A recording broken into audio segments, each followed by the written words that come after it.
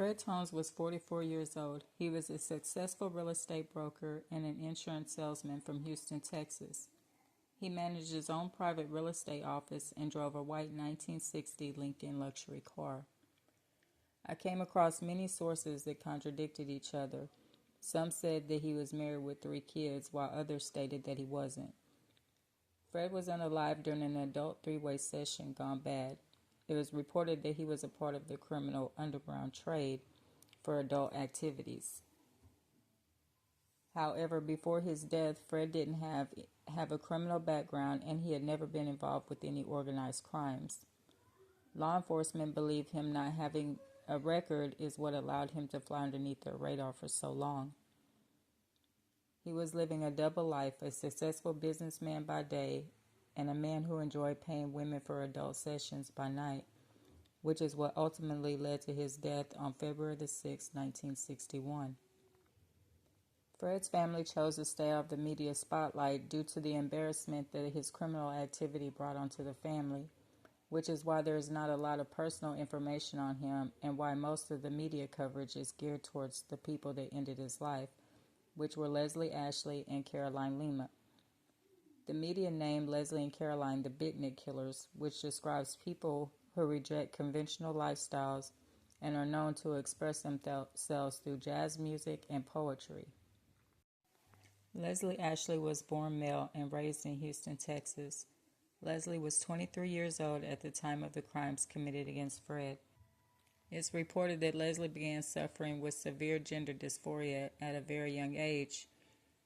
At the time, this medical condition wasn't as common as it is today, which led to Leslie being rejected by peers and prevented Leslie from getting a respectable job as a teenager. With limited options, Leslie began getting paid for adult private sessions and performing in drag shows at local nightclubs to survive. Caroline was 17 years old when she committed the crimes against Fred. She said that when she was 12 years old, she went to a lake house with some friends, and during a pool party with a group of other kids, she was violently attacked by an 18-year-old boy. Because she was scared and embarrassed, she never told anyone what happened to her, so there's no information on him. It was reported that she was never the same after the assault. She gained a deep fear and hatred towards men. In her mid-teens, she disconnected from her family to try hiding what she was going through. When she would go out, she would tell her mother that she was going to hang out with friends. Instead, she would go to hang out at underground nightclubs and party with the LGBTQ community. One night, while at an underground nightclub, she met Leslie, who was working as a female impersonator. Their troubled backgrounds led to them becoming close extremely fast. Caroline dropped out of school at 16 years old and left her family home. She wasn't able to gain employment, so Caroline turned to receiving money for adult private sessions in order to support herself and Leslie. They both met Fred in December of 1960 in one of the nightclubs they were attending. It's reported that Leslie was introduced to Fred as Caroline's brother, and on the night of the crime, Fred wanted Leslie to join in on the adult session. On February 6, 1961, Caroline and Leslie met up with Fred at his office for an adult session. They had been meeting up once a week for about a year before the crime took place. When they arrived, it was reported that the 3 of them were negotiating what would take place. Leslie and Caroline said that Fred became upset when Leslie declined to let him perform a certain position and began hitting them with a bayonet. Caroline agreed to the position. While Fred was performing, he began aggressively pulling at Caroline's private parts, causing her to cry out in pain. When Leslie tried to step in to help Caroline, Fred began hitting and strangling Leslie. Leslie grabbed a firearm from Caroline's purse and fired one shot into Fred. They said Fred grabbed the bayonet and tried to attack them again, causing Caroline to grab the firearm, and she fired into Fred 5 times. After Fred passed away, they said that they realized how bad everything would look to people, so they panicked and fled the scene. They stole various items because they knew they would need money to travel out of state. They stole $115 out of Fred's car, and they also stole Fred's car to use it to flee the scene. When Fred's employee got to work the next morning, she found blood in the entranceway, on the floor and inside of the office. She immediately contacted police. When the police arrived, she told them that before leaving work on the 6th, she heard some noises that sounded like a fight coming from Fred's office. Then said that she heard a loud noise that sounded like a shot had been fired, but she didn't become concerned until the next morning when she returned to work and found blood in the office. During their investigation, the police found blood both inside and outside of Fred's office. They discovered that Fred's portable TV and his Lincoln car were missing. They noticed tire tracks on the sidewalk indicating that someone may have driven over it in a hurry to get away. Further investigation led to police finding some of Fred's clothes that had been thrown away in different areas within the city. Fred's body was found the night of February 6, 1961, when someone had called in to emergency responders that there was a fire in a parking lot near Grids Road, which was not far from Fred's office, since his office was also on Grids Road. When emergency responders arrived and put the fire out, they realized that it was a halfway naked body that had been set on fire. During the police investigation, they found that the body had taken 6 shots with a .22 caliber firearm. They believed that the fire was set to destroy evidence. The 5-gallon gas can and the bayonet were found near the body. Due to the condition of the body, the police were not able to make an immediate identification. However, they were eventually able to connect the body back to the real estate office crime scene. The family was able to confirm that the burned body belonged to Fred Tones. The family was also able to confirm the missing items from his office as well as his Lincoln car. A witness said that they saw Leslie and Carolyn park their old Packard vehicle and go inside of Fred's office around 5 p.m. on February 6th. A witness also said that Leslie and Carolyn bought the firearm 2 days before Fred was unalived. They were also seen target practicing with the firearm by shooting it into a ditch. The police retrieved the bullets from the ditch, and they were later matched to the ones that were collected from Fred's body. Leslie and Carolyn tried removing Fred's body from his office using their car, but it wouldn't start, so they loaded his body into the back seat of his Lincoln. They used Fred's car to jump-start their car, then drove it to Leslie's parents' house, where they removed the license plate and left it parked there. Leslie's parents would later state that both Carolyn and Leslie had bruises and blood on their body when they dropped the car off. They told the parents that they had gotten into a fight. It was reported that Carolyn went into the store and bought a gas can around 7:30 p.m. on February 6th, which is believed to be the same gas can that was found near the fire scene. To help remove any doubt, police later confirmed that she did not return the gas can to the store. It was also discovered that around 10:30 p.m. the same night they filled Fred's car up with gas and removed Fred's license plate from his car and replaced it with theirs.